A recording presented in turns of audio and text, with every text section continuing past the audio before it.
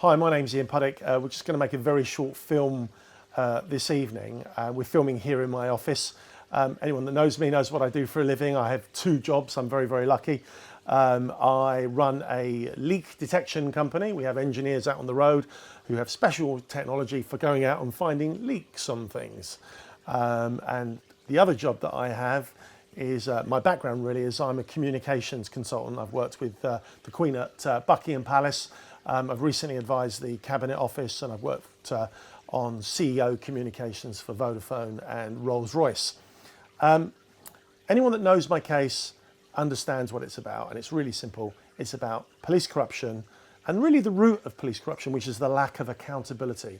Police corruption only exists because of the lack of accountability. People will always do bad things. There's nothing you and I can do about that, but the lack of accountability of our police force enables them to cover things up. And I'm going to talk about that very, very briefly in this little presentation this evening. Now, at my trial, for anyone that's just watching this for the first time, I was prosecuted under Section 2 of the Harassment Act. That's Section 2 of the Criminal Harassment Act, and that is specifically non-violent harassment. What was I charged with? I was charged with creating and distributing a harassing website.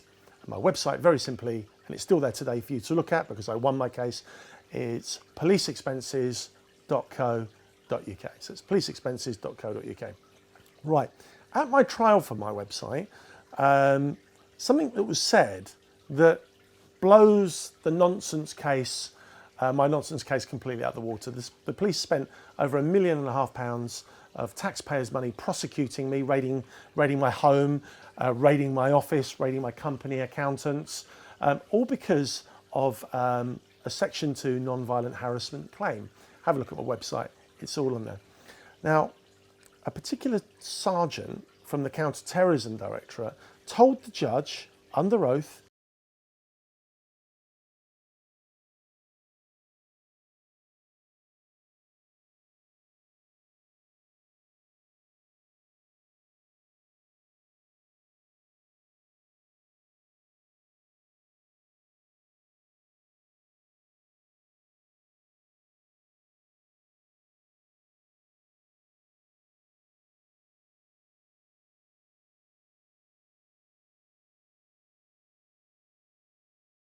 in court, that while he was searching my property, he found a large quantity of crack cocaine, Class A drugs. He found them in my kitchen, in my bedroom, and in my loft room.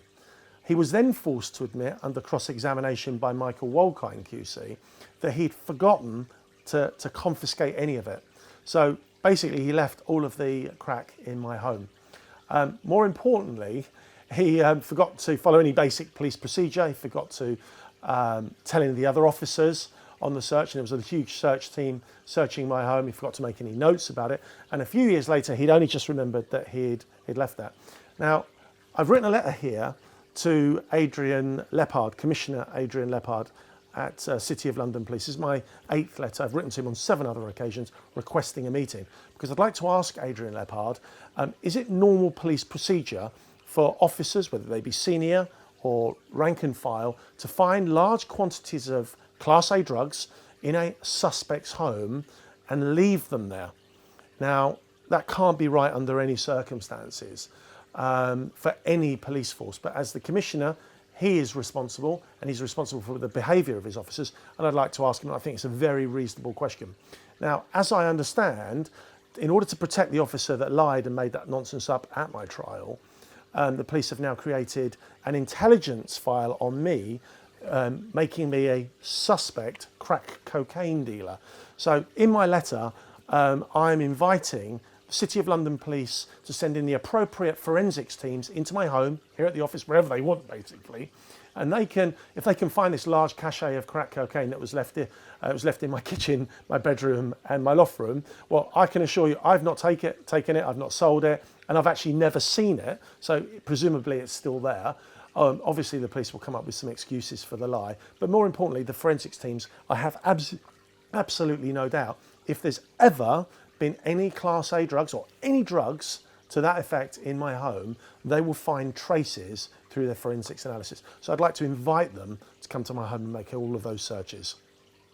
Another question I've got for Commissioner Leppard is it City of London police policy to allow a senior officer, in this case Detective Sergeant John Ellis from the Counter-Terrorism Directorate, who clearly committed perjury, lied, conspiracy to pervert the course of justice, I don't know, I'm not a lawyer, he did something in that courtroom that was completely dishonest.